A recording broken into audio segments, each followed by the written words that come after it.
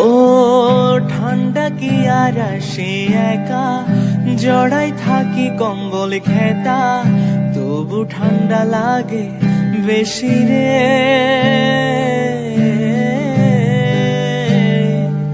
ও সূর্য মামা হইছে বেহায়া, থাকে শুধু লুকায়া, গোসল করতে লাগে ঠান্ডা রে।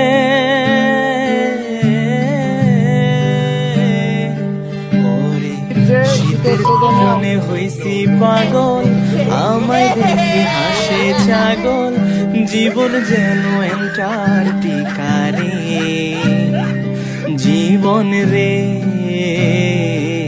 ঠান্ডা রে, ও জীবন রে।